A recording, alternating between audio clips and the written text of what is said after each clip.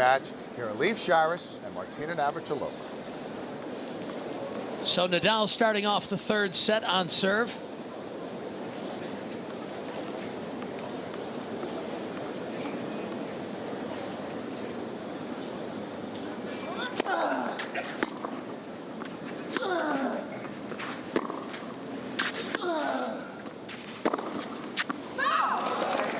And it is just such a remarkable moment when Nadal loses a set. You know, the murmurs must be echoing around Roland Garros.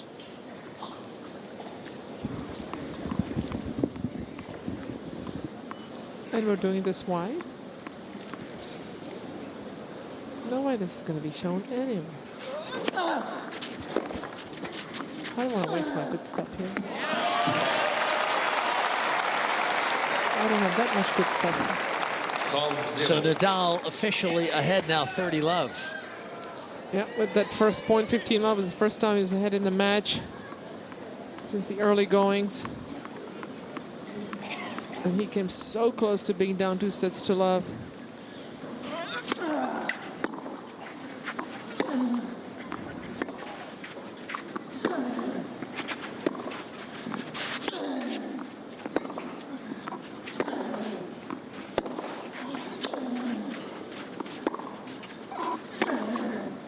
On the line.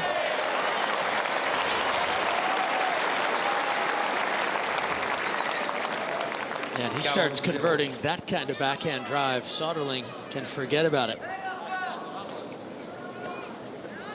And that had to have taken some wind out of the Swede's sails, having lost that second set. In some ways, it may have decided the match.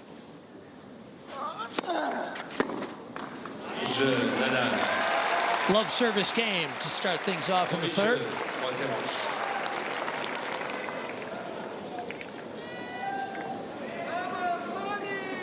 Hey, the 2-5 setters, he was never down 2 sets to love, was he? I'm sure he wasn't. No. Because I would have remembered that it was a comeback. So this would have been the first time ever he would have been down 2 sets to love on clay. I don't want to say, let's see. This is the one? No, it's French Open. No. When that was in Rome, both of them, against Korea and against Federer. But I'm sure he wasn't down 2 sets to love. No, I don't believe so. Look at him. This is a new one. I don't remember him having done that. Do we start talking again here? Yeah. Picking up habits.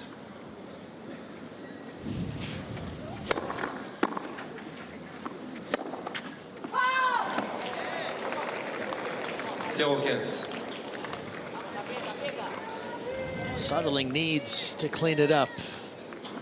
The set can be decided really at any moment if should he lose his serve.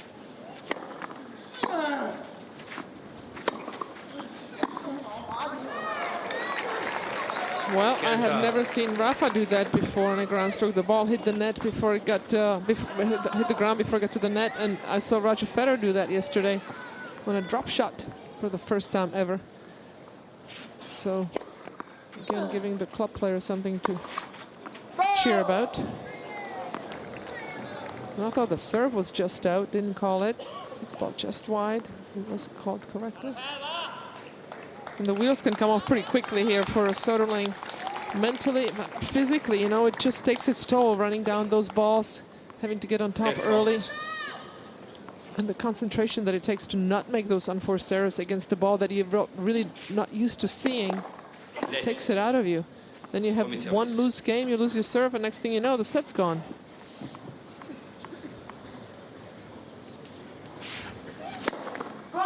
So I really feel that anybody with a chance to beat Nadal needs to do it either in 3 or 4 sets. I just don't know if 5 sets anybody can physically do it. This guy is an animal.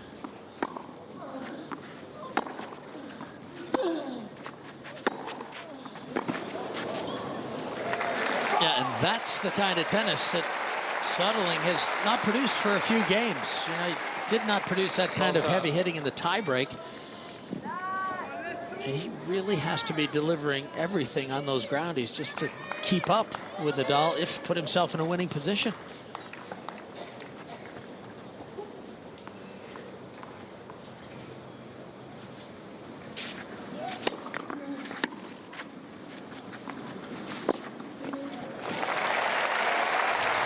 And he's really done what Nadal likes to do to right-handers. Soderling has curved that ball out to the Nadal backhand and then played strongly into the open court.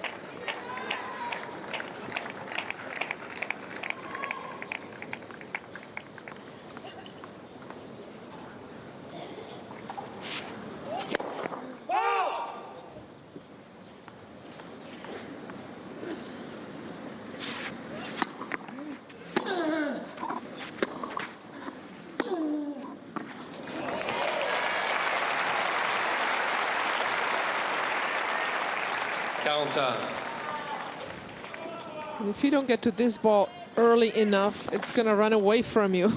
Just so much topspin. See, that ball was a good 5 feet over the net. If not 10 feet. And still like 8 feet inside the baseline and going away fast.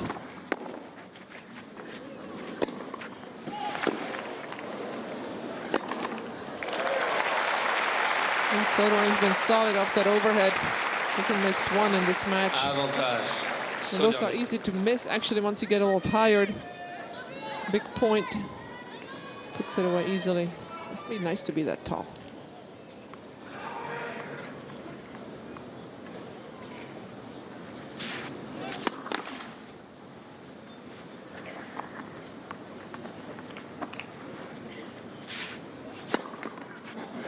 Oh, that's a wonderful time for that ace. And speaking to the height of the modern player, Butch Buchholz, the tournament director in Miami, he was in the locker room talking with some of the guys, and he said, I felt like I was in the locker room of the NBA. You know, all these giant young guys walking around, and 6'3", 6'5", Del Potro, Cilic, 6'6", Karlovic, 6'10". I mean, the game is going vertical.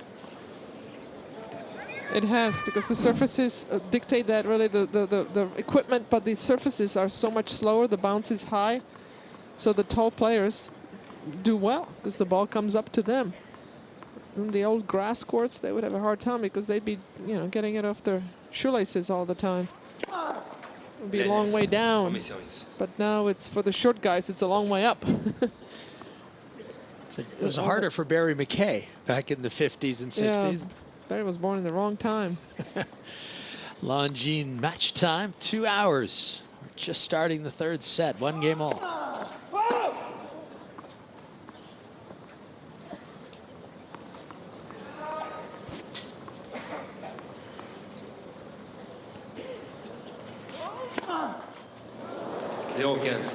It's amazing to think of the dominant players of the past generation. Rod Laver, Ken Rosewall. 5'7", 5'8", not very tall.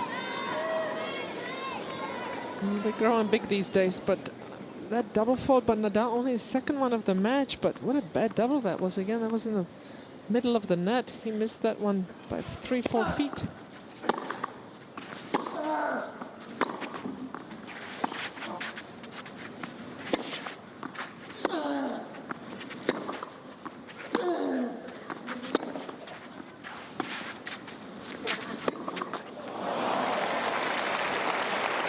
A good changeup from Nadal. He hasn't been hitting that slice very often. He actually caught Soderling moving forward on this ball.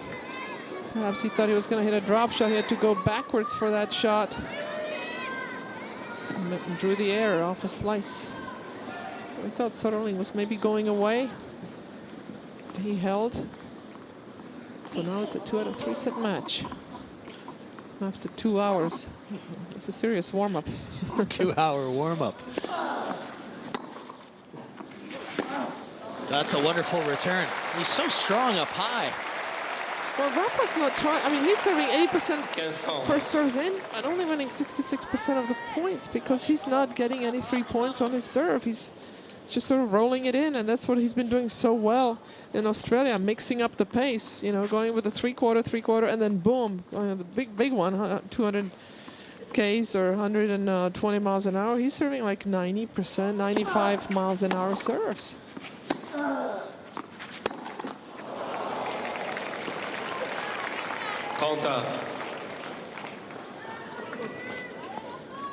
He's almost hitting second serves in. as a first serve, not going for free points.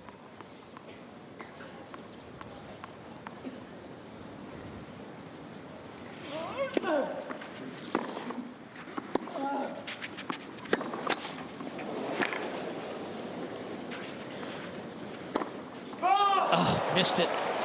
Made him hit another shot. For most players, that would have been a winner. Rafa still stretched out for this. I mean, this is a winner against most people. Lead court, he still gets it deep enough where Soderling has to generate all the pace and the direction. Oh, it's the right shot. He just missed it wide.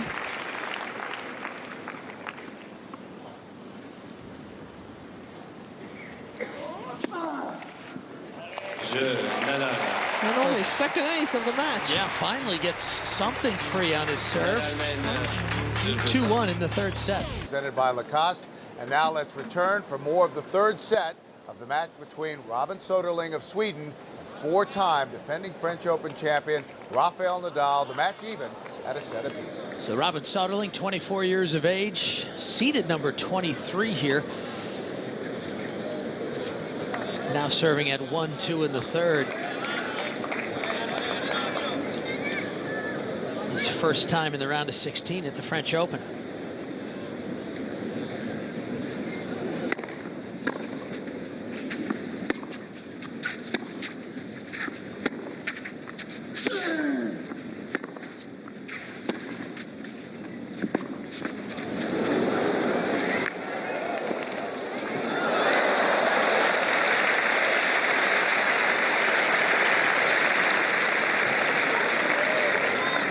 Yeah, finally a little lead court helped Robin Soderling. Nadal's had a couple of them go his way. But look how far back Nadal is standing to receive serve. I've never been that far beyond the baseline. Certainly not on return of serve.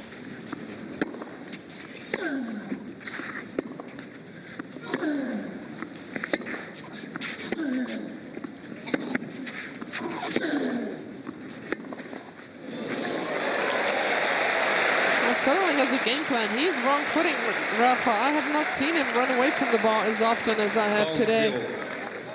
It's making him guess. He's going to the open, covering the open court. And Soderling goes behind him. Again, that grip, he can get on top of that high ball and still generate a lot of pace. So a combination of height and grip enables him to do that.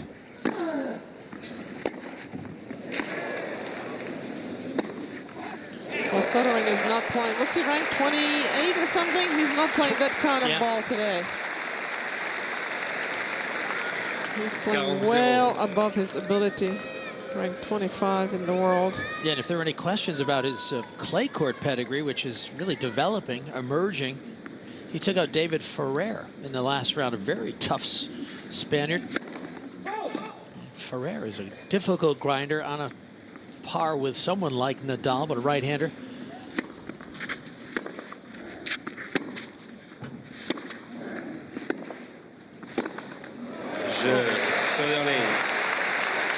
Easy hold for Robin Soderling here. Well, he grew up on clay, growing up in Sweden. So he certainly has had his share of practicing and playing matches on this stuff. Just hasn't had the results. His best results by far, all indoors. But he's like come of age here in this match today.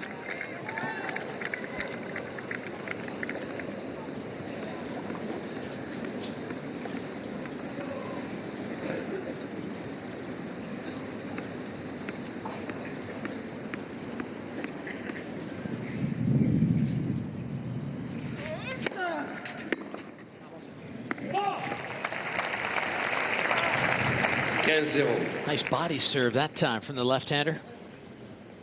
Good body serve, but they're like 98, 99 miles an hour. I mean, that's really, it's not even three-quarter. Not top speed.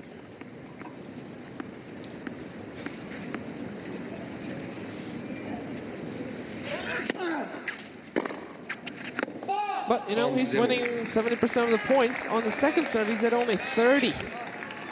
And you sort of feel that, so he's like, okay, you know, I'll take some pace off and just Get a little on the offense, but I certainly don't want to be on defense by hitting my second serve.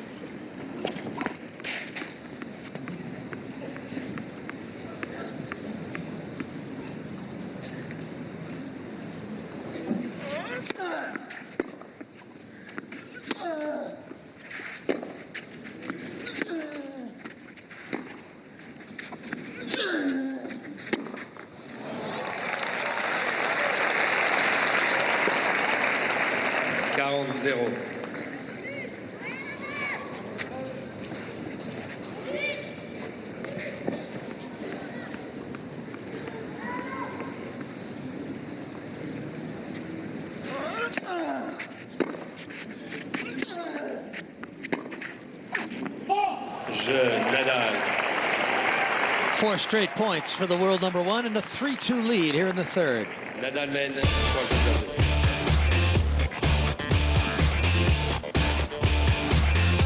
Paris on a special edition of French Open tonight, presented by Lacoste here on Tennis Channel. It has been an extraordinary day here at Roland Garros, and now we return for more of the round of 16 match between the 4-time defending champion Rafael Nadal and Robin Soderling of Sweden. Soderling 2-3.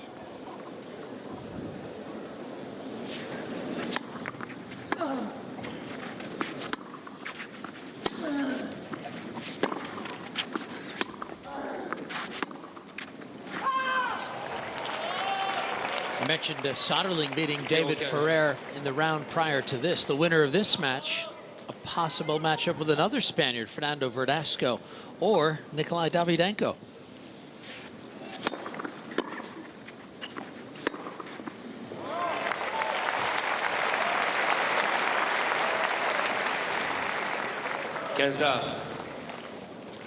Yeah, another example of what you're talking about with Soderling's height, getting on top of the bounce, redirecting it inside out for the winner. And his serve is about 210 miles an hour, so quite a, I mean, I'm sorry, 120 miles an hour.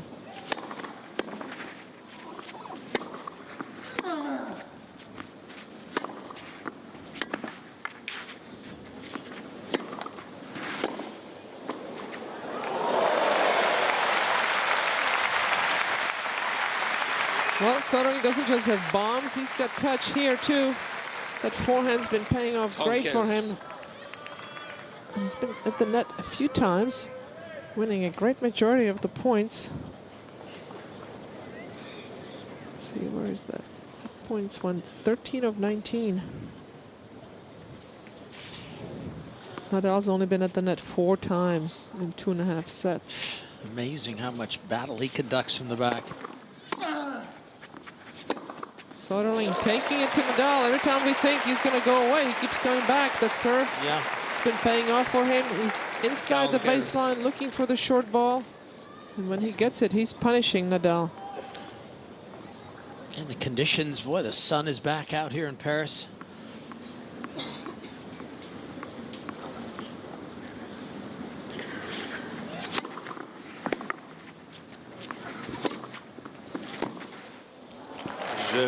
And with the sun now fairly bright, will that dry the court out? And if things do get harder and drier, any advantage for either man? I would think Rafa would like the higher bounce more. Because again, the topspin will pay off more for him. But then Soderling handles it so well because he's tall and he's on top of the ball with the 2 hands on the backhand. The forehand, it doesn't bother him at all. So I don't know if it makes a difference one way or the other. Because we've spoken so much about the weather and the conditions and how it affects this surface. It affects the tempo of the play. Perhaps it would give Nadal more time to run around to hit his forehand with the higher bounce. But slight difference. I think it wouldn't affect the outcome of the match one way or the other.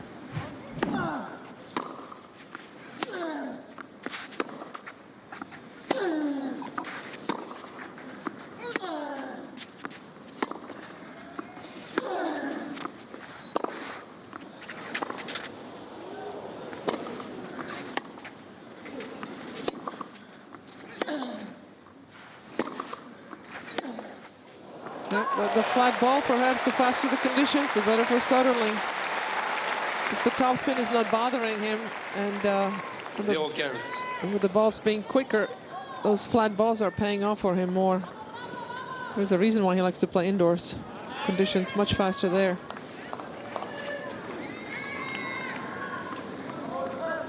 And he has a big serve as well. He's used it well just to stay even in this third set. Such an important time for the Swede.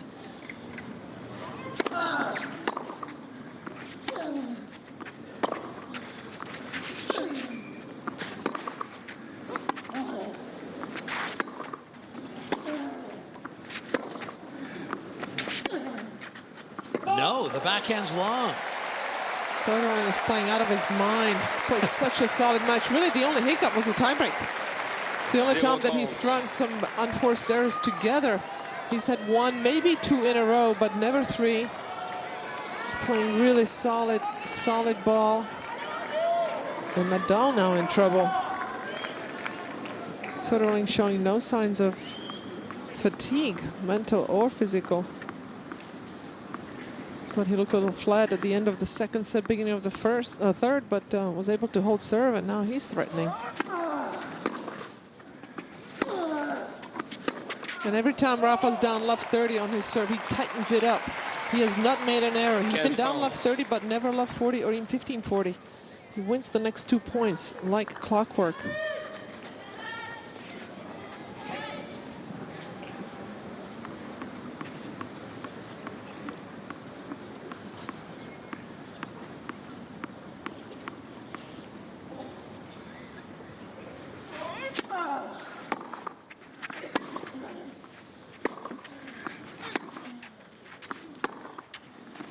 Oh, that's a great shot. That was a good ball that Rafa hit deep and to the backhand corner. But again, the height of Soderling here. I mean, this backhand is a good ball. It's a good offensive ball, deep.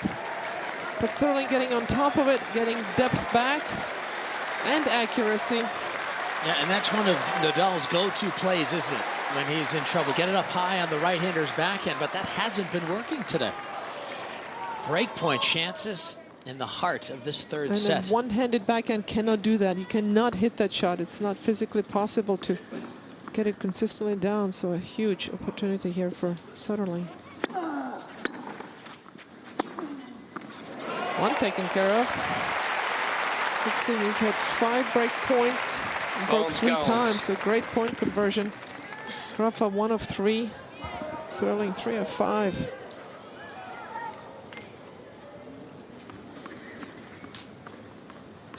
So service breaks wise, this has been more of a hard court or a grass court match, not a clay court match at all. You'd think Nadal would have had many more opportunities to break than he's had.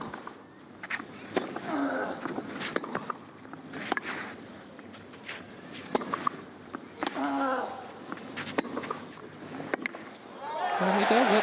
What a moment. Robin Soderling producing some fabulous tennis. Extraordinary stuff and a break. 4-3 for Soderling. Day 8 here in Paris. We welcome you back to Roland Garros, a special edition of French Open tonight, presented by Lacoste here on Tennis Channel. And now let's get you back for more of the Rafael Nadal, Robin Soderling match. Here are Leif Shiras and Martina Navratilova. Well, such a remarkable scenario developing here on Chatrier. Robin Soderling 4-3 up with a break on Nadal in the third. We are at 1 set all, and the Swede is putting together some remarkable tennis. Can he hang on and perhaps grab this set?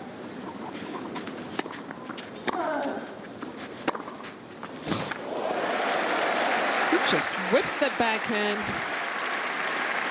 He's been hitting bomb serves as well, like 130 miles an hour.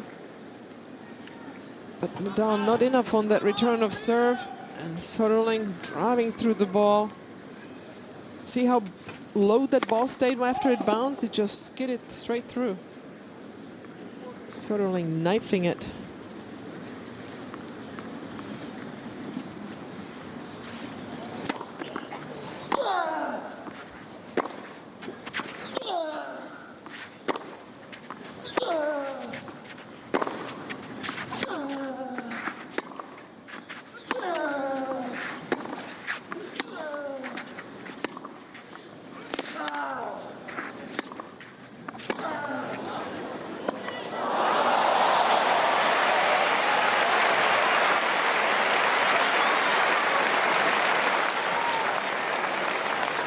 Yeah, the wind is at Soderling's back, so this last ball really died quickly.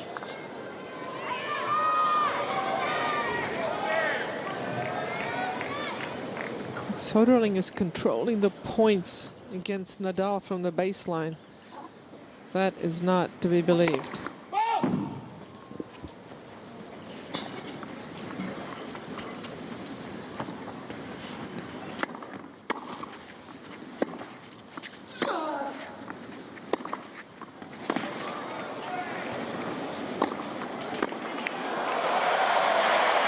Nadal unable to catch up to that forehand.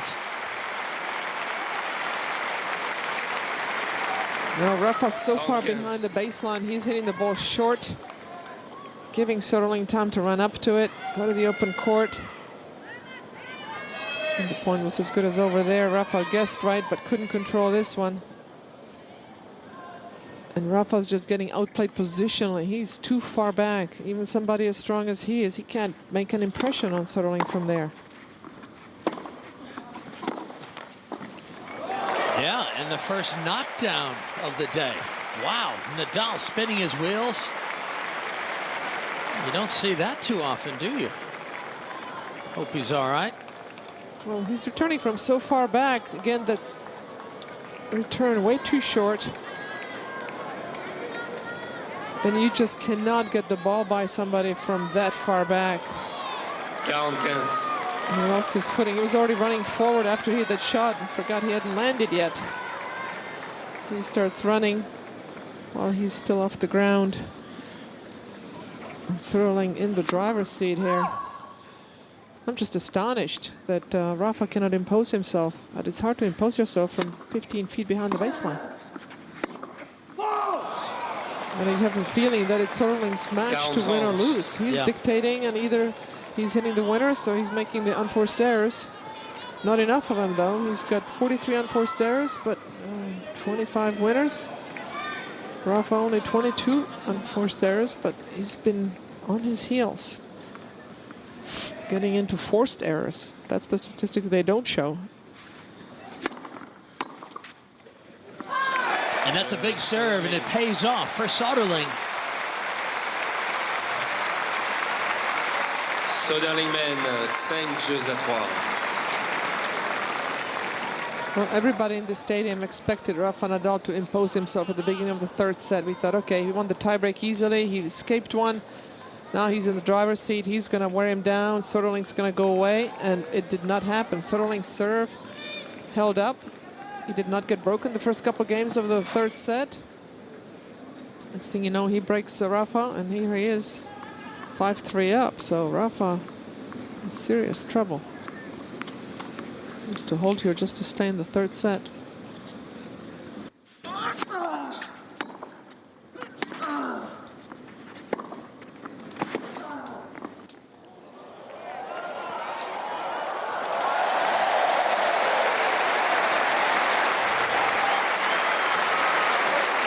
And the drop shot didn't even need to be that good. Again, Nadal so far back.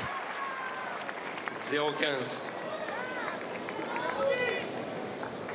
Well, Soderling plays such poised tennis. It's like he's been doing this all his life. Where has he been? God just decides on a day like today that, oh, well, you know, I can play on clay. I can hang with Rafa. I can play so much better than I really am. But I feel like he can do this all day long.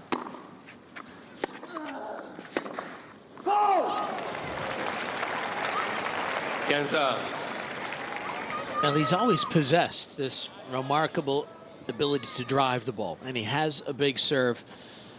But I think before he's never been able to get it together between the ears. And I think Magnus Norman has been saying the right things to him, and it's been a very successful collaboration.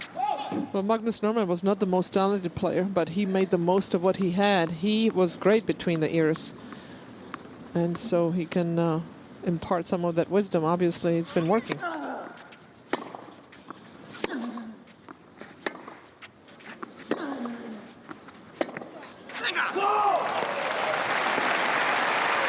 Rafa saying, "Venga, let's go." 35. Well, he doesn't want the towel, just the ball. And you can see what it's like today at Roland Garros. Everyone jammed into this wonderful stadium. Will the defending champion stay alive?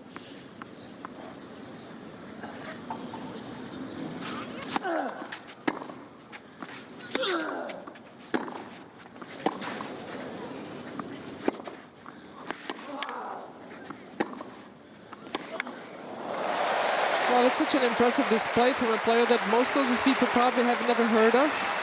And here he is playing the best clay quarter ever, and he is beating him. That is on his surface and showing no signs of nerve, showing no signs of fatigue. Keeps going. He's got his game plan. He keeps doing it. He keeps going for it. No sign of wilting. He's earned their respect.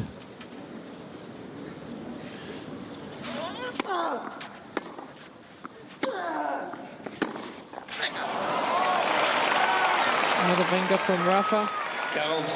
I guess we should say no signs of fatigue or nerves yet. Because there's still a long way to go in this match. Certainly Nadal will make the Swede play a lot of tennis.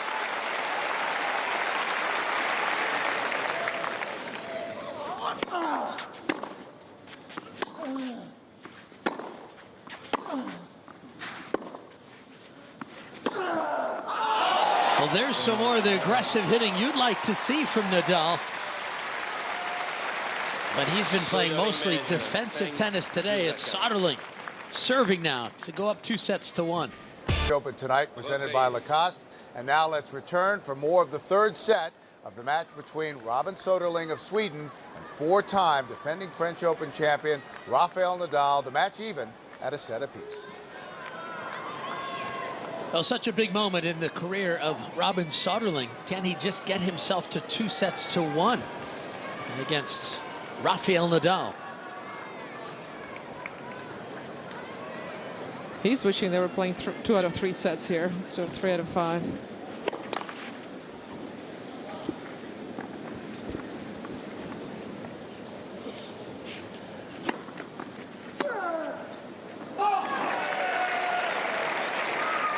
What a second serve, right on the line.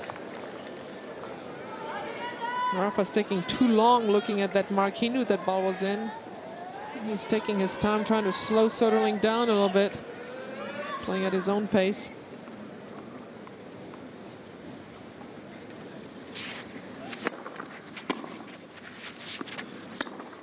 Yeah, that's not going to get it done. Great serving from Soderling. He's been consistently hitting his first serves about 210, which is about 130 miles an hour. That is strong to be able to do it time and time again over such a long course of a match.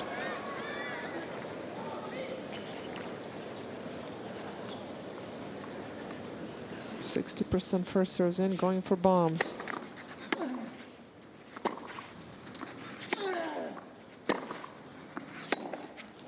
And now 3 set points.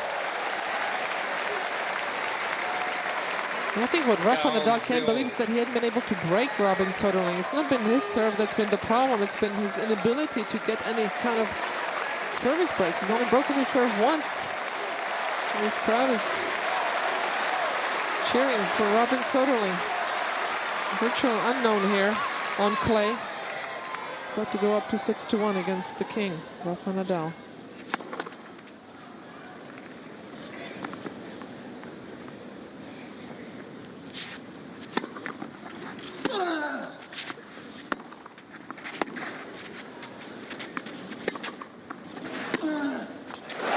Robin Soderling, 2-1 on Rafael Nadal. One of the biggest upsets ever here in Roland Garros, and it's happening right here. Here was the scene in the Place des Musketeers with hundreds of people watching this match on the big screen. Robin Soderling